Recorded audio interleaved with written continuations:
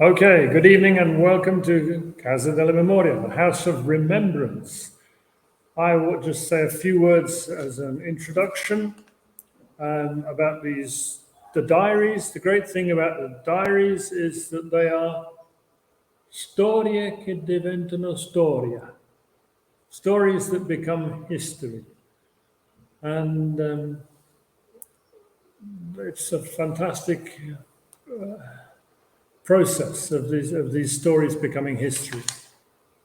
I'd like to read this as by our founder, the founder of the House of Remembrance, Filippo Girano. This was from back in 2013. He says, I feel it's important to send you, but I can't be present, in the name of the House of Remembrance Association, a brief but sincere message of welcome. These will be important days for you and for us. The events that we will commemorate during the walks made it possible to open a new phase in the history of Europe, affirming the values of solidarity, democracy, and peace. It is no coincidence that I put them in this order: solidarity, democracy, and peace. Because when the peasant farmers of this valley and of these hills opened their homes to welcome thousands of Allied prisoners on the run, they did a deed of authentic solidarity, even though they exposed themselves to the risk of the violent revenge of the Nazi fascists. In those months of danger, while young Allied prisoners were hidden, the old people and the women developed a new political and social consciousness. Those men and women built democracy in Italy, helping to awaken the country from the sleep of the 20-year fascist regime. Peace still has to be won, but with the same forms and the same courage that the peasants had, not closing in on ourselves, not turning our gaze to the distance so as not to see those who are victims of violence, those who suffer injustice, but tackling the problems that the world places before us. Here, 80 years ago, a war was fought between two armies with their weapons, but it is no exaggeration to say that the war was won above all by those who struggled without weapons, the civil resistance of the peasants, convinced, as in convictory. That is to say, it allowed everyone to win, affirming the rule of law and justice. Thank you again for this memory, which you conserve with great constancy, and we trust that these values will be assimilated also by the young. I'd also like to say that today on our walk, we didn't reach what was supposed to be our final destination, which is Lago Keith Kilby, the Keith Kilby Square in Monte San Martino. So it's just a moment to remember the legacy of Keith Kilby and how much he's done to collect these diaries, because Mara has worked on the archive of the diaries collected by Keith Kilby. So now I'd like to pass the word, as they say in Italian, passaparola, to Steve Sims, who's somewhere in Wales. Hello, Steve. Over to you. Good afternoon, good evening. Thank you for having us. The history that's in here is well written about, not very well known by a lot of people, but those of us who are involved know about it. The development of the World War II Escape Lines Memorial Society began back in 1980 through the 1990s, where a series of challenges were completed by some military teams under what they called the Home Run, and a Home Run being a member of the British or Allied Armed Forces being detached from his unit and escaping or evading and getting back to active duty. And for many, that meant crossing through the airmen who were downed over Holland and France. That meant getting through France, across the Pyrenees, through Spain, and down to Gibraltar, where they were sorted out and shipped back to the UK. Back in 1994,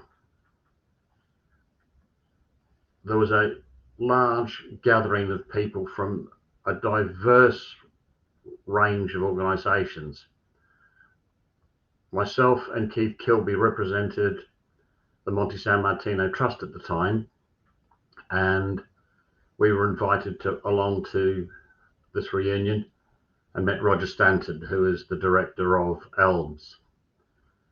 And there developed a long friendship and the development of the association. For a long while, I was a trustee of the Monte San Martino Trust. After Keith gave up the hard work of being secretary, I took over for a while, and then I was fortunate that Letitia came along and took over from me. That gave me the chance to concentrate my efforts on working with Elms and the various projects that we had in development. Building on this reunion at Eden Camp in Yorkshire, we had a lot of discussions about things Italian, because a lot of the people knew about France and the escape routes through France and the SOE networks, that's the Special Operations Executive Networks, but there wasn't anything like this of significance in Italy. And we started making contacts, and through the contacts that I had through the trust, I was able to meet people in and around Sulmona where there was Camp 78, and Roger and I ran the first reconnaissance trip out there to meet everybody, discuss how and what we were going to do, and eventually in 2001 we were able to have a small event. There were 160 people from the Allied side of the field, British, Australian, New Zealand, American, etc. And a huge number of local people, including President Ciampi, who as a young soldier had escaped through the outskirts of Sulmona, crossed the Mayala Mountains, and eventually found sanctuary on the other side. After that, the trail was run successfully for the next few years, and in 2004 we held an event in Monte San Martino. We were staying just outside of Sarnano and walked between Monte San Martino, Mandorla and Sarnano. We visited the camp, and then as the Casa della Memoria came along, things have developed, and back in 2015, if my mathematics is correct, could be wrong, we managed to get things organized and started the walks in Servigliano where we are today. And unfortunately, we've been beaten. Some of you have managed to get there this year. COVID had obviously knocked us all about, and I'm at the moment just recovering health, and hopefully we'll be back out at some point in the near future. But coming back to the helpers, these are the very important people as far as I'm concerned. Without them putting their lives at risk, without them sheltering Allied servicemen who were escaped prisoners of war, these guys wouldn't have survived, wouldn't have got home. And in my case, it's quite simple. If my father hadn't been looked after, he would never have got back to New Zealand and met my mother. And anything that we can do to remember the assistance given is an amazing thing. And the ultimate, many years ago, my father had been up in the Veneto area, and I had the fortunate luck of, through the Monte San Martino Trust, of all things, because this is when I first heard about it, I met a granddaughter of the people that my father had been with. She was a student of the trust. And we were visiting various people and going around and doing all sorts of stuff. and all the stories came out. And one of the other escapers who had been with my dad at the time, I was in contact with him from New Zealand. And I asked him about this, and he said, well, he had a long conversation with the family that had looked after him. And the mother of the family said, you are a mother's son, and my son is out there somewhere. And I hope by doing a little bit for somebody here, that will brush off, and somebody near where my son is will give him a similar sort of assistance. The very basic human charity. And it's been amazing what I found out. The history books relate that there are some 50,000 prisoners of war out and about in Italy at the time of the armistice in 1943. How more of them didn't disappear and cease to exist, I don't know, other than the unbelievable goodness of Italian hearts. We keep remembering the helpers. That is our role in life now, as far as I'm concerned. And with that, the Escape Lines Memorial Society have helped create walks through the Pyrenees Mountains between France and Spain, in the Basque area, in the High Pyrenees. We have contacts with people on an escape route in Slovenia. We have involvement with the Comet line, which was one of the main escape routes down through from Belgium, and they have a remembrance walk that goes through from Saint-Jean-de-Luz in the south of France across into Spain. And we hold reunions in York and London, and hopefully our friends and family will be able to visit us there. So that's where we are with the World War II Escape Lines Memorial Society. Thank you, Steve. Thank you, Steve. I'll now give the floor, as I say, to Letitia Blake of the Monte San Martino Trust. Letitia.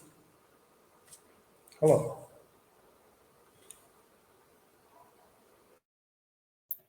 Thank you very much indeed, Ian, and a warm hello to you and to Steve and to everyone. I'm really delighted to be here to represent the Monte San Martino Trust. I am the secretary, and I have been since 2005. And as Steve has just said, I took over that baton from him at that point, and had many years of working with our founder, Keith Kilby, who's been mentioned already several times. And we worked together on the core activity of the trust, which is granting 35, an average of 35 study bursaries every year to young Italians between the ages of 18 to 25 to come over for a month, study in English in England, and to live with an English family. Keith Kilby was very keen to do something practical, to say thank you in a tangible way to all the Italians who had helped him, many of them indeed, in the area around the Servigliano camp near the Casa della Memoria, of course, because he escaped from that camp and was helped by many people near to the village of Monte San Martino, which is why he called the charity by that name. So one of our core missions, apart from obviously giving the bursaries, which is very important to us, educational bursaries to young Italians, one of our core missions is to keep this story alive, and Steve has spoken very eloquently about that just now, and how important that is to keep the story alive and the memory in particular of the Italian people and families who helped the escaping prisoners of war who were on the run after the armistice in September 43. We're very lucky indeed to have an archive which consists of around 200 accounts written by the POWs themselves, either near to the time of their escape and experience in Italy, or including many years later. These 200 accounts, also we have a number of self-published books that either the POWs themselves published, or their families and relatives who were doing research after their death published as a way of keeping that memory alive and telling the story about what happened. We are in negotiations at the moment with Cambridge University to house and take our physical archive, which obviously, as you can imagine, very, very precious to us. So we're discussing terms in particular of access, that if we make a donation or deposit our archive there in the university library, we want it to be accessible for personal and academic research for many years to come. So those discussions are underway. At the same time, we have been involved for nearly 5 years now in a huge digitization project, digitizing our archive. And I can report that nearly all of the documentary material which has been donated to us over the last 30 years has been uploaded onto a website which is accessible to everyone, linked to our website, the Monte San Martino Trust website. This is an enormous project which has been headed up by my colleague Christine English and our archivist Nicola Waddington, who have pulled together a team of people, including some of our supporters doing this on a voluntary basis, to go through and be involved in this digitization project. We're very, very excited about that. And we're also surprised to a certain extent that there is still such a huge amount of interest in this historical period and in this story of what happened with the strange alliance, as the historian Roger Absalom called it, La Strana Alleanza, the strange friendship, unusual friendship and connection that was built up during that time between the Allied servicemen on the run, escaping for their lives in occupied Italy, and the Italian people who the day before were on paper the enemy, in actual fact put themselves into positions of enormous risk and danger, risking their families, their lives, their livelihood, their houses, all of it in order to help in this act of incredible humanity, which Steve has already mentioned. So we have been very surprised that there's such a lot of interest, and in a way that is why we are making research one of our key strategies going forward over the next 5 years. We're helped very much by, we found, by advertising our new stories that have been uploaded to our site, advertising those on Facebook, and that has created a lot of interest. And we also have new accounts still coming in to our archive. Not many, but we do, and I'd like to just share with you and show you a couple that have come in within the last 6 months. One of them is very interesting. I'm not sure if you can, hopefully you can see this. Whom Enemies Sheltered, a saga of human love in the midst of World War II. Written by a young Indian lieutenant called R.G. Salvi is his name. And there you can see him. And his experience of being captured in Tobruk, which is where my father was captured, and then ending up in a camp in Avezzano in the Abruzzo region and escaping from there and being helped by many people. His grandson, Samar, who is in his 40s, got in touch with us recently, and he has managed to trace the family, the descendants of the family who helped his grandfather to escape. And so he's very excited about that, as you can imagine, to be able to go to Italy and thank them in person for what they did for his grandfather. Another book that has come in recently from Ireland, this one again is called Letters in a Suitcase, and is written by Dana Foley, who's a supporter of the Monte San Martino Trust. It is about her father there, Joseph Callahane, you can see with his wife. And these are all the letters that were written between them when they were engaged to be married, and the letters that he wrote from a number of different places in Italy, including Fontenellato, which was a big officers' camp. He was not an officer, he was a batman, in other words, a servant to some of the officers in that camp. But he escaped with them in the big escape after the armistice and managed to get back home safely. So we are still receiving these accounts that are coming through and people contacting us to let us know. So we're very excited about that, as you can imagine. We are also, as part of this core mission of focusing on our research, we are forging links and indeed developing projects currently with historical institutes and libraries in Italy and the UK and America. So Mara Piconi, who is our main speaker today, in her fascinating thesis, which I have been reading this week, presents us with a full and indeed often grueling picture of the daily life for the POWs in the three main camps in this region of the Marche.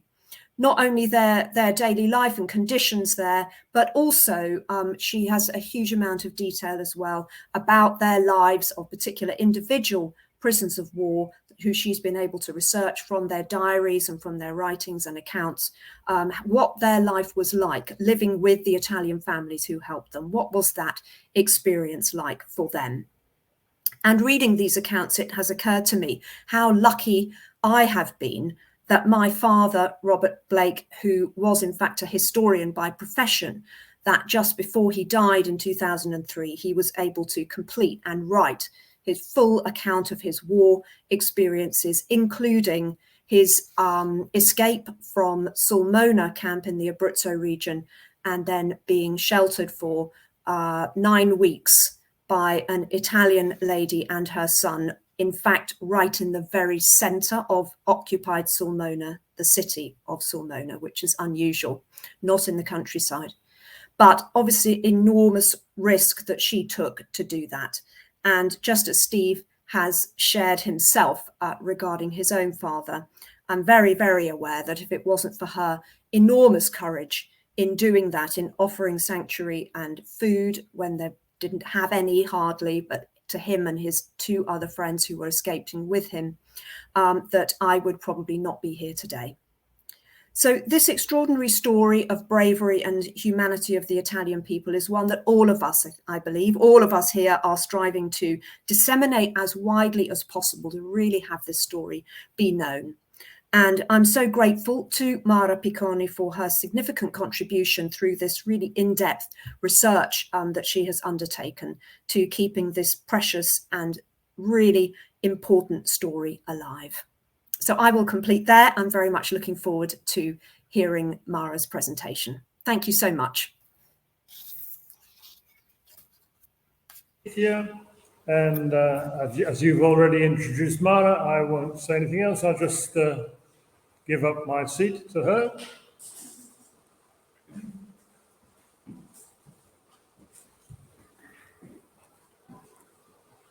Hello, everyone. Can you hear me? Yeah, it's great. So for me, it's a great honor to be here. And I want to thank firstly Casa della Memoria for inviting me, for choosing me to give this first contribution. And I say sorry to you in advance for my non-native language speaking skills, because I'm a bit thrilled and a bit nervous as well. I'd like to spend some words about this topic I'm going to discuss about with you before I start showing you the main points of my work. First of all, when the first time I came across with this topic, this page of history, it was back in 2015. It was the year when I had to to fulfill my final exams in high school. And for me, this topic was barely unknown until one day I came back home and my mother was playing on the radio. Yeah, she was broadcasting on the radio Roger Waters' music, especially was, I think, the Final Cut album. I don't know if you ever heard about this. And so from Pink Floyd. And there I discovered that Roger Waters' father had fallen. Yeah, he died in Italy while fighting against the Nazis. And from there, I started to develop. I started to become utterly obsessed with this topic. So I began to research and trying to find out details about British soldiers here in Italy. 3 years ago, when I did my first graduation, because now here in Italy we have 3 years, then 2. So for the first 3 years, at the end of the first 3 years, I did a very brilliant research, as the ones who heard it said to me, and it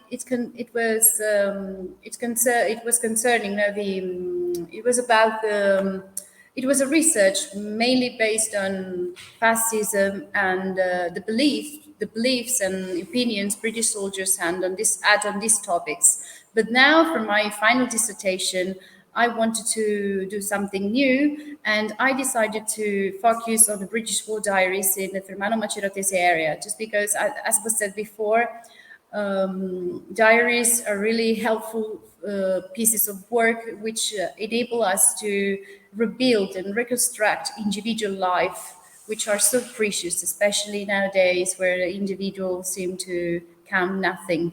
And so sad that I wrote this thesis while a new war has come up in Europe. So it was a little bit sad, but in the meantime, I'm really pleased to share with you, among you, my research, which I was able to do and to carry out with the materials La Casa della Memoria has provided me. The first thing I want to show you, it is I wrote an abstract just to introduce you to the topic, because the main topic of my work deals with the conjunction between history and literature provided by the diaries. As well, there are many subtopics which I will discuss about with you, because the diary as a genre itself can tell us many things, especially in terms of literature.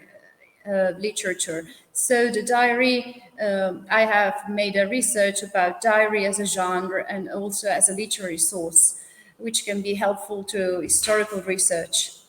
And for me, it was crucial and really important, the role played by Monte San Martino Trust. It was a special contribution, because without Monte San Martino Trust and their archives, my research wouldn't have been possible. First thing, my work of research, the research background is the one of the Italian campaign. And in Italy, the situation was very chaotic, because Nazi fascism was a real threat on the entire peninsula and all over the world. And there were two kinds of resistance movement. The resistance movement itself made by partigiani, and the liberation movement, which many British and Allied soldiers took part in. But the topic of my dissertation and the previous one was mainly on the Allied forces on the Italian soil, in which they arrived through the landing in Sicily. And it was also marked by another important, remarkable event for the Italian history, which is the fall of fascism. I just wanted to introduce you and provide you with these historical details, because it's a little bit more, my speech is a little bit more coherent with what I want to say. And then another important date for the Italian history, but also for the history of British soldiers which were taken into the camps. And I'm talking about the armistice date, which took on the 8th of September 1943. And this date is really important. I will tell you later, and I'll explain you why. Prisoners of war and prison camps in Italy. In Italy, there were 7 prison camps and 9 military hospitals. And this situation caused what I call the POW issue, because the authorities, especially Allied authorities, they had to decide what to do with all these prisoners of war which were taken in prison camps in Italy. And there were 2 important reports which can tell us about what was happening at that time. The first one, the stay put order, which said that in the event of an Allied invasion of Italy, officers commanding prison camps will ensure that prisoners of war remain within camp. Authorities granted to all officers commanding to take necessary disciplinary action to prevent individual prisoners of war attempting to rejoin their own unit. So basically, this was a warning that the authority in all the prison camps should not allow prisoners to escape. So prisoners had to be inside and wait for the Allied forces to come and rescue them. And this is a crucial point for one of the accounts I will discuss about. The second one, this is a clause taken from the armistice, and it stated that all the prisoners and the people taken inside belonging to the United Nations will be released immediately to the Allied officers, and no one should be transferred in German territory. So I try to translate it right now, what the clause stated. So this was another warning which stated that all the prisoners will be immediately released to the officers, to the Allied officers, and no one should be taken in the to the German territory, should be deported. So as you see, this is is a quite controversial point. No, the prison camps in the Marche. The prison camps in the Marche, that were in the Marche were three. The first one is Sforzacosta, the second one here Servigliano, and the third one in Monte Urano. So as you can see, they were all from the Fermano-Maceratese area. And I was able to rebuild and to report what the life in this camps was like, thanks to the Swiss International Red Cross reports. They were documented, this kind of military documents, an interruption. This kind of military reports are taken, I think, in Geneva or something. And the Casa della Memoria kindly handed them to me. Well, between history and literature is the main topic. As was said before, a diary is a story that becomes part of a greater history. So the possibility to have access to a diary is more or less the chance to have access to the people's private and intimate life. And secondly, I personally my personal choice was to select the topic of British war diaries, especially because in my previous dissertation I did something very similar. And my aim was to explore those historically emarginated voices, which in the main history and historiography are not very are usually taken for granted. That's because the moment you record something on paper, that record has the potential to find its way into the hands of others, even if it takes years to get there. So sorry for the audience, but I'm looking on the screen because people are attending. British soldiers in the Marche. I will be more faster, I promise you. I chose 2 different approaches, the historical one and the one taken by historians. So the diary has an uncertain genre and easily balanced between literary and historical writing, between the spontaneity of reportage and reflectiveness of the crafted text, between selfhood and events, between subjectivity and objectivity, between the private and the public, and so on. As you can see, the debate is going to be longer than the one I state here, because a diary represents a conjunction between history and literature, but thanks to this conjunction, my work was possible. Well, this is a very important mention to the Monte San Martino Trust. It was thanks to this charity I was able to take so much diaries and memoirs, because the archive can provide us with fragmented and random diaries, but also I have to state other sources which were useful for my research. This is more or less the corpus I used to carry out the research. And I have to mention also Archibald G.H. Derek Miller, Raymond Ellis, and G. Norman Davidson.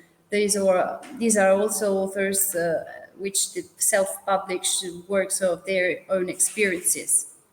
And thanks also, as Letitia said before, to the task of editing, which is a really precious work, and also the founder of Monte San Martino Trust, which made all this possible. The first part of my analysis is about the escape experiences.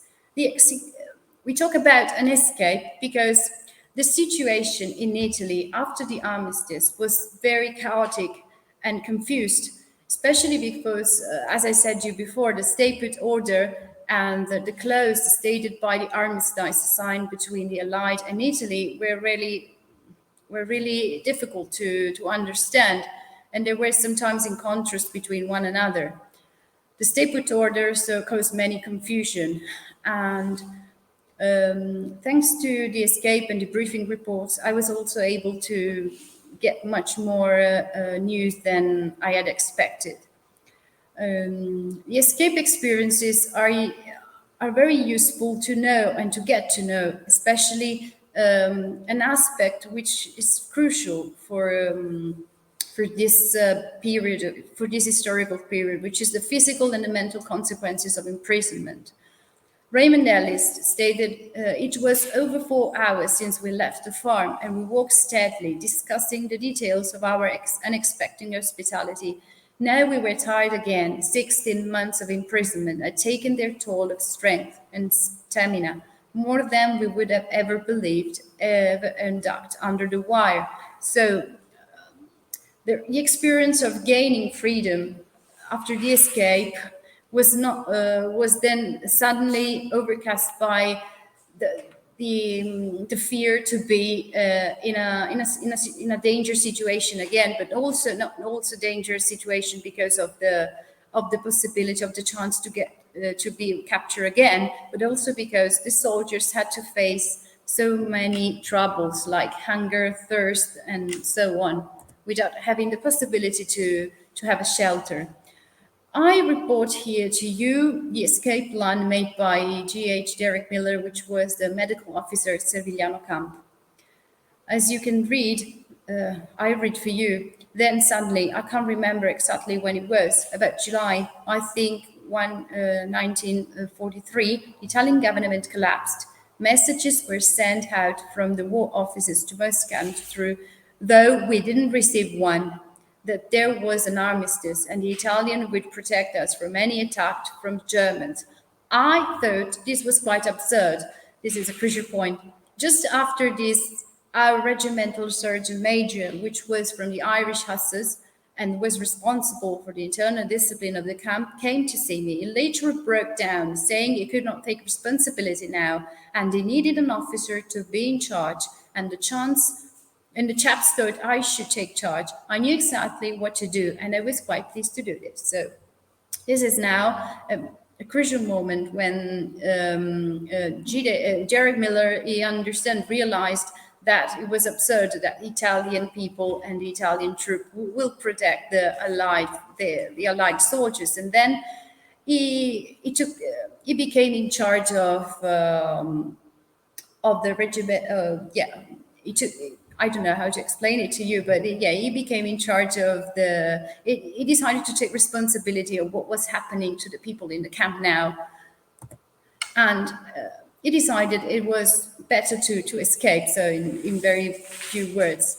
And he had to tell his plan to escape to the commandant, and that was his reply. I went to see the commandant, who was an old colonel. I said I wanted the gates open, and he said rubbish. So after a bit of dramatic knocking and thumping his table, he surrendered to me and said, all right, I will open the gates provided that you sign a document to say you have taken full responsibility. I said, okay, I'll do that. So without reading more, no, I think this is the clue, the bottom line of the situation. So Derek Miller, he understood it was the best way to save their lives was to escape and to have the gates of the camp open, the camp gates open. And at the end of a very animated discussion with the commandant, this latter, agreed him to escape, but the condition was to take full responsibility of what he was doing, and he did so. Outside the camp, the experience now to be free again is a very remarkable sensation in his diary and accounts. I sold the chaps out of the camp. We went with them. I left a greatcoat and anything British like that, and just took a blanket. Then that was a great piece. Sorry, I left my note. And you could use it as a tent or to keep yourself warm. You could dry it in the sun when it was wet, and to me it was invaluable, as of course was the Scotsman played in the old days. Hal Jones and I walked that night till late, and then just lay down and slept till 9 or 10 in the morning, awakening to children who were giggling and looking at us down on the ground. So this is the first moment of freedom after imprisonment. And I think it is a remarkable sensation. Must have been very important. Another contribution was made by Raymond Ellis. He escaped from the Sforzacosta prison camp, and his work is kept in a manuscript which he wrote during the war days, and it was found by Francesca Ceppi, which is a kind of friend of mine. I met her and just discussed about the topic, and she found out about this manuscript while she was researching, as I'm doing now, at the Imperial War Museum archive. And as far as this diary concerns, I believe, and many others do, this is one of the most accurate and detailed diaries. It's really amazing how he was able to keep a diary and how he did it. Quite amazing. And he did 2 escape attempts. The first one I called the Sentinel episode, which was a failure, and the actual one, which I have reported to you. The time has come to escape. Now I'm so sorry, this is in Italian, but I wasn't able to have access to the original one. And in this case, we have Raymond Ellis reflecting on the attempt, the possibility, the chance to escape, because he thought that time were ripe for attempting an escape and to regain freedom. And so he began to develop this escape plan, which was not based on heroic actions, but he thought the best way to escape was just to go out from the main entrance. And you may think this was quite absurd, but he succeeded to do so. This is it looked like a film, more like a film than a diary. He said that emotions and fears are very important in this account, because what was the main feeling he had? It was the fear and the awareness of being exposed to serious threats. Imagine, just figure out you were in a camp, you were imprisoned in a camp, and you decide to regain freedom, to escape, and you may think it was the best way to escape would be at night, or in a way you should just go out and notice. But he decided to go out from the main entrance, as I said before. So after not only because of this attempt, he was really concerned, but also because he attempted also to foresee what to do next after the escape, if he had ever succeeded to do so. Oh, it's a long way. Yeah, I decided to report this to you because it's really important state what happened just before he actually escaped. While he was preparing to escape, he felt and he wrote down a lot of emotion and feelings, especially of tension, dread, anxiety. And what is the most important thing is Ellie's personal awareness of being under threat while trying to escape. And we have reported here an accurate description of the arrangement before the escape, so the many arrangements before the escape. I make sure I will provide you with an original one. Oh, I think Francesca Ceppi is also with us. She's the one who discovered this manuscript while researching for her graduation.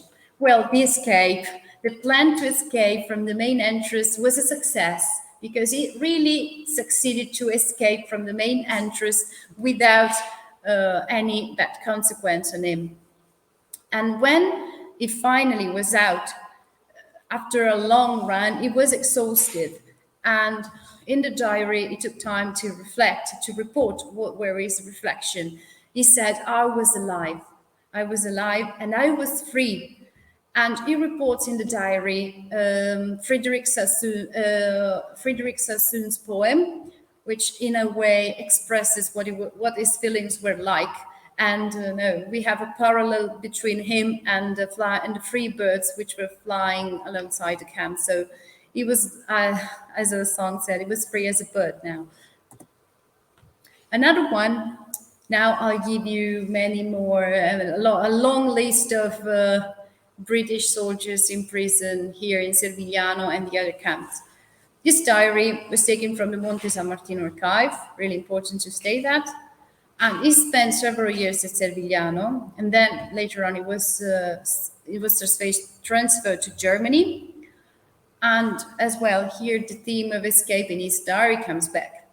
He says, everyone associate POW life with escapes, but with most it was not all-consuming passion of to portray it naturally. Almost all of us thought up a variety of schemes, but few survived the incubation stage.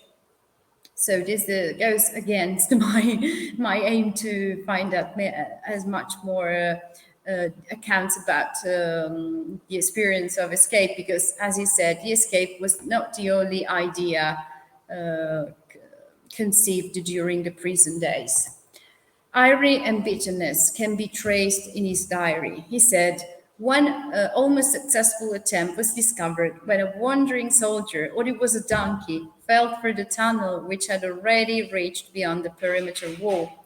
Masterminded by an ex-German miner, the bedboards used for props had proved inadequate. So as you see here, the soldiers were trying to escape in all the ways possible, but almost they had to gave up their escape plans. He portrays in his diary reports one remarkable. There's a remarkable narration of the escape from Servigliano, which goes in a way from euphoria to failure. It's one attempt from Servigliano was, however, successful. A tunnel dug through the concrete floor of the hut reached beyond the walls and surfaced under the elevated floor of the Red Cross parcel outside. Those huts with wooden floors on the earth base were searched regularly for traces of digging, but concrete ones were considered by the Italians to be beyond our means to penetrate. So they wanted to take advantage of this kind of situation. But then one night, a long file of would-be escapes lined up for the big moment. The first 11 passed through without any difficulty. The 12th, Chief Pretty Officer Dutch Holland, a mountain of a man, got stuck. It took almost till daybreak to free him, and it was the last to go. All were recaptured in the next few weeks. Their absence was quickly discovered, and all hell let loose. So this was a really unsuccessful attempt to escape. Why are escapes so significant for my research, but also for the contribution they can give to history and the narration of this historical period? First of all, the crucial importance of regaining freedom, to be free again, to escape meant to be free again. So this was the only way to reconquer freedom. And then secondly, possibility to trace and investigate the roots of the ex-prisoners, so the paths they undertook to escape. Thirdly, the chance to get to know their feelings, emotions, and fears, especially during an escape. I think those are very crucial and fundamental feelings no one can feel. But also fiction versus reality. When we read a diary about when I personally read these experiences, firstly, I thought it was fiction. It couldn't be real. But then the diary as reminded me it was true, was actual. Everything was an actual reality. And last one, British soldiers, they provide an external point of view, a different and original perspective, scrutinizing the Italian society of that time.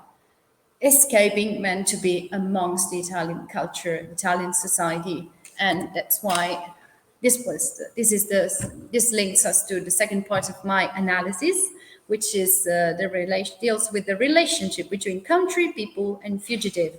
And as far as it concerns me, it is for me, personally, it is the most challenging and emotional part of my research.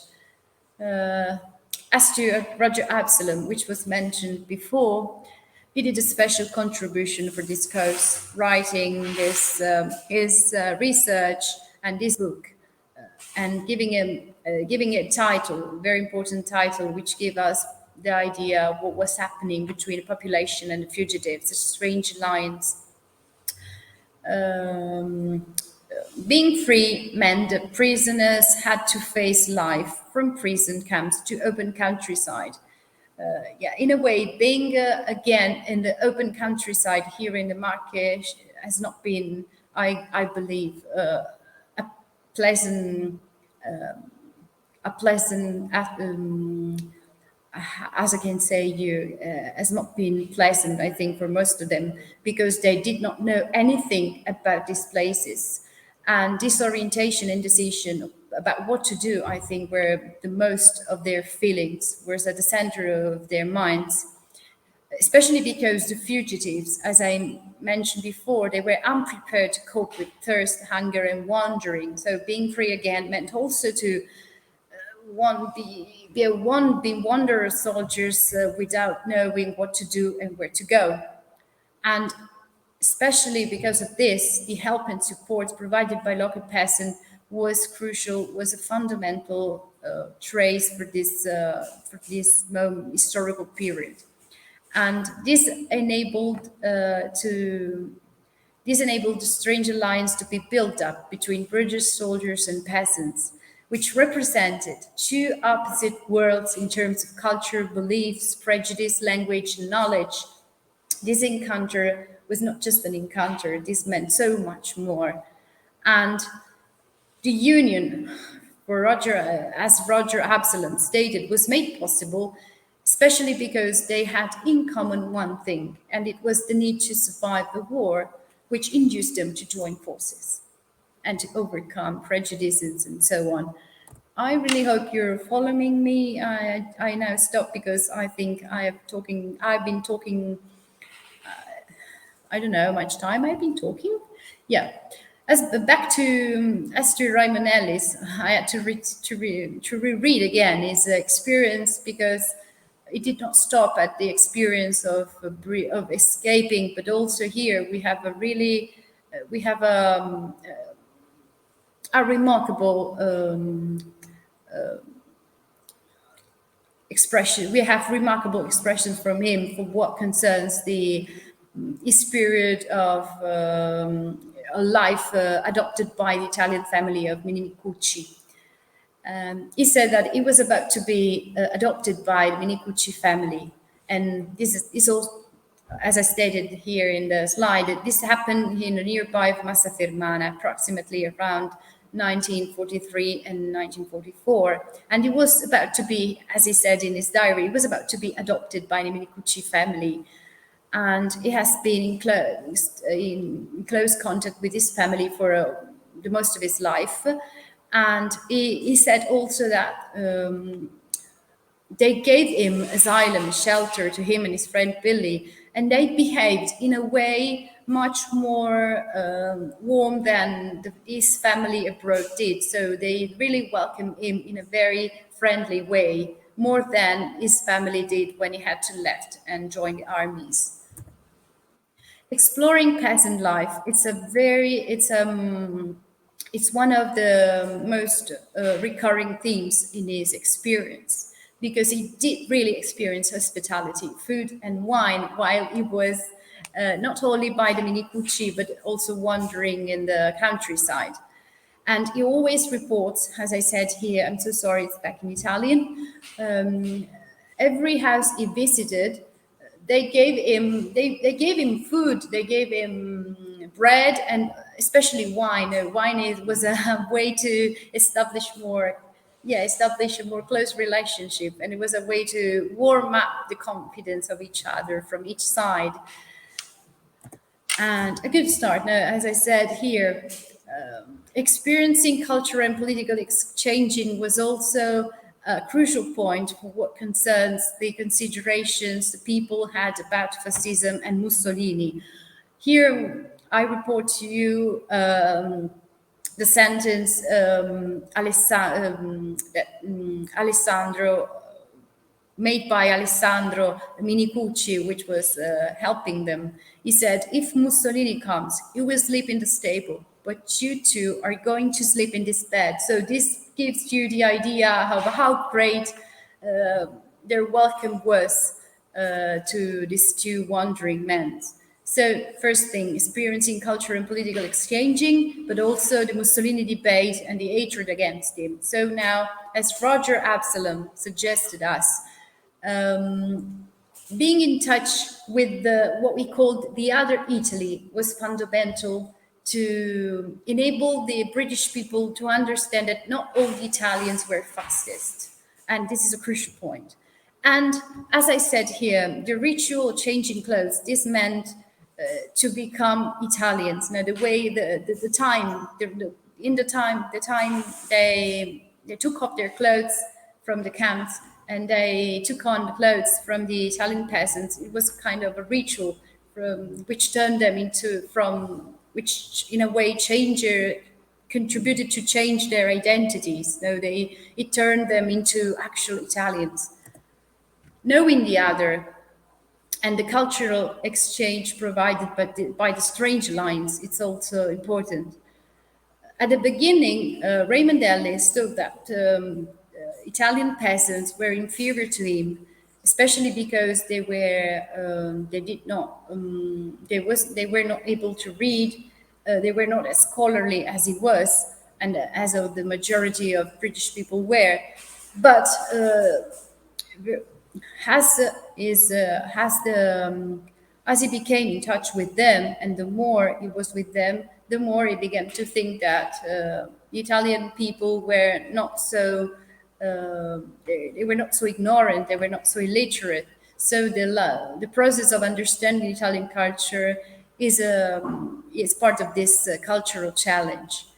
And this was also possible because he discovered values of the peasant culture, which is basically the bottom line of Roger Absalom while he regards to the Italian peasants.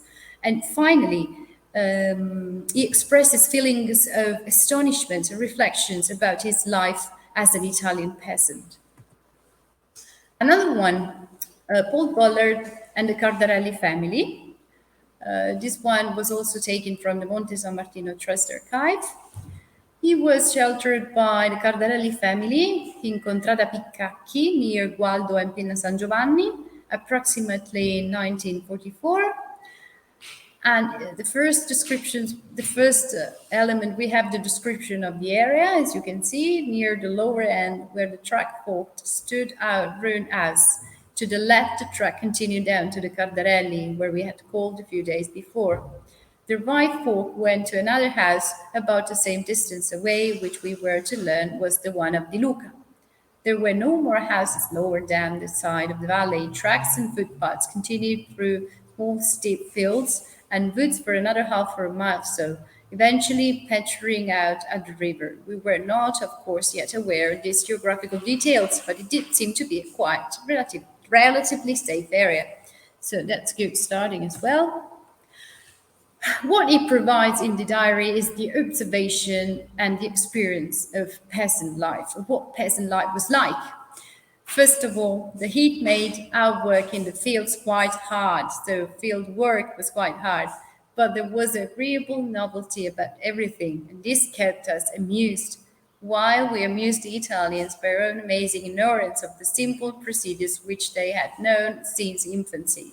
So, as you see here, there is this contrast between, as you see, the experience of the hard life in the fields, but also the complete novelty about everything, especially how many things worked. I don't know, I'm not really keen on agriculture, but I think British people, they had barely experienced agriculture, this kind of peasant life in their native homes. The second token from the diary, when Hoop and I arrived at Cardarelli next morning, they showed us the sleeping arrangement which had been made for us in the stable with the oxen. Acceleration had been piled up with straw and provided with blankets, making it quite luxurious. Over at the Di Luca house, accommodation had also been made for Freddie, Norman, and Alec. From then on, it was 12th October, we were integrated into our respective families. So as I think it must be pointed out how important this word is, integration. They were integrated, so they became part of the families. The third part, Hoop and I slipped gently into everyday routine. It was not the most demanding time of the year. The grapes had been the last of the season's produce to be harvested. The ploughing had been mostly finished, and we helped hoe those accord bits of land where the oxen could not easily operate. Nevertheless, everyone always seemed busy, often on tasks which would have astonished an English farmer. This is remarkably important. No, they give us the idea of the differences and the feelings concerning the experience of peasant life. We have also impressions about peasant life, as I said before. As you can see, he constantly points out the comparisons between peasant life in Italy and what was like, for example, in Scotland or Highland. Generally, the main impression was that Italy was not an advanced country in terms of agriculture and means of life.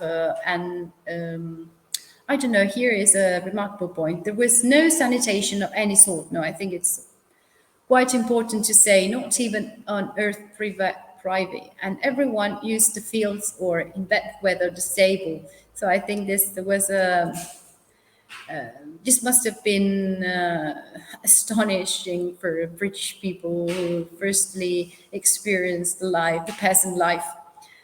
And second point, the way the lands were administered seemed to the writer a medieval system, because the house and the land all belonged to the landlord and was held on an annual basis, with the rent being paid in kind. So this looked like a medieval procedure rather than a contemporary one. There was also an obligation to provide a number of man days of labor for such jobs and repairing the communal road. Not quite a feudal system, as the tenant was not legally bound to and was free to leave. As I said, no, it was mostly like a feudal system, but yeah, as I said, no, the peasants were not obliged to provide, to remain in the fields. The third one, I chose this because as the previous, this is a bit in contrast with the previous content I showed you previously. This one was provided by Lawrence Bain in his self-published work 9 Months Behind the German Lines in Occupied Italy, and the account was also taken from Monte San Martino archive. And it was hosted by the Rozzi family in an own village in the South Marche. But before getting to know the Rozzi family, he had to face a lot of unexpected events and communication problems. As he reports here, it was hard work climbing the innumerable little hills, and just as the sun was sinking, we stopped at the farmhouse and asked for water. I said we asked, which means that I produced my pocket dictionary and somehow managed to convey the impression we were thirsty. So the farmer brought out a jug of water, whilst another man stood in the background, leaning on his long scythe. I don't know if it was under the impression we were dangerous desperados, and his only hope of safety lay in his sight, but he was an unsavory-looking specimen, so I confined my attention to the other. Again, asking where the road running along the top of the next hill went. Not knowing any grammar, I had to be constant with the Italian equivalent of road where to go. He replied he went to Rome. And then it afterwards transpired that the road did not go to Rome, and my only explanation to this reply is that he wanted to get rid of us at any price as soon as possible. So no, not all the peasants were welcoming and happy to give and help to these people, but this was also and now we have the other face of this situation, because from suspiciousness to friendship. Oh, what happened? No. This is the time he had to join the Rozzi family, and what happened was basically, we can just summarize it with a process which went from suspiciousness to friendship, because when he first joined the house, everyone in the house was really suspicious, but then but once the family understood who we were and that we wanted to be friendly, they rallied round each sizing piece of our kit, carried it up with much laughter and talking to their kitchen. So this is a way to become a little bit more friendly between one another. And he also provided an insight of the female role in and outside the house. This is very important. Those diaries, the majority of these diaries, they provide us with a very factual insight of what the female condition was. And female were regarded as really important people in the house. Whilst this was going on, the mother of the family, always the hardest worker in an Italian household, was fussing around the fire and suddenly produced for us a large plate full of scrambled eggs, which she put on the table, together with another of those enormous loaves, and pointing at us, and the food kept repeating, tutto voi, on reference to the dictionary, disappeared to mean all of you. So this shows the generosity of the female people in the house, which were really the hardest workers. Another diary belongs to Albert Thomas Jones from the Recce Regiment, and it was written approximately between 1943 and 45 during his staying in the Marche, 10 months approximately. And he stayed at Casa Marzialete, unspecified and incorrect family name, which can be the result of a spelling mistake, but now the mistake has been solved, thanks to Marzialetti. This was probably a spelling mistake. And the account was taken from the Monte San Martino archive as well. So everything was taken from there. We have 19th of September, the first writing. These people are very kind to us, and we will do anything. We are anxious for the lads to get there. They will not take anything from us. We did press and soap and on them yesterday, but they will not have any of our food. Their food is simple but good. The youngest to the oldest do their share of work each day. Yesterday and today we have been making vino or wine. So as you see, this is an actual diary, so it's written very correctly, but I try to read it.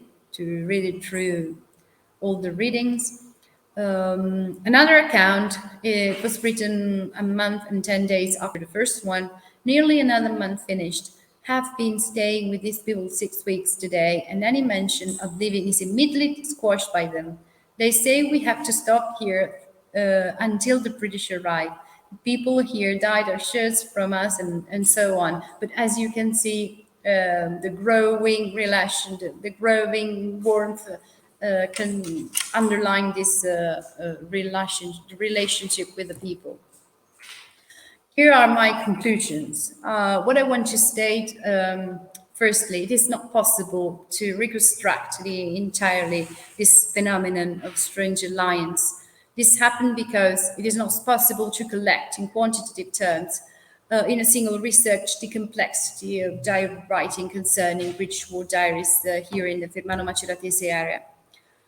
This research work, however, wanted to consider and validate the precious function of diary writing, conceived as an agglutinating tool in qualitative terms. Thus, this research aimed at recovering and transmitting subjectivity according to the degree of humanity showed on both sides in the development of these events. The common denominator, which I regard to be the most present one, of these stories are the emotions, feelings, and consideration provided by the external look of British soldiers. They return to us a vivid and lively image of an archaic world, apparently impenetrable, that of peasants, in which they managed to make their way and undertake the path of integration, which I believe is the bottom line of every cultural exchange, and should be also the mission of and should also be a cultural mission for every society. So here, I think I have finished my intervention here. I really hope you like it. I was quite nervous, so I say sorry to you if sometimes what I said has not been really comprehensible, but it was a special journey for me to be here and to have recollected so much memories. I wanted to dedicate this work of research to all the fallen ones, which gave us their contribution, even not in a diary in a written form, especially because British soldiers allied, they also contributed to take part to the resistance movement, which gave us the freedom we all enjoy. Thank you very much. Thank you for allowing me to speak. It was a special honor. Thank you.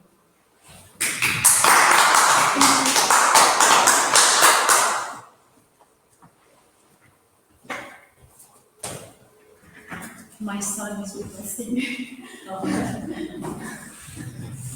Okay, I would like to thank all the participants in this meeting, Mara, Steve, in particular Mara, Steve, and Letitia, and the other numerous public present, all two of you. And so until we meet again, thank you and goodbye.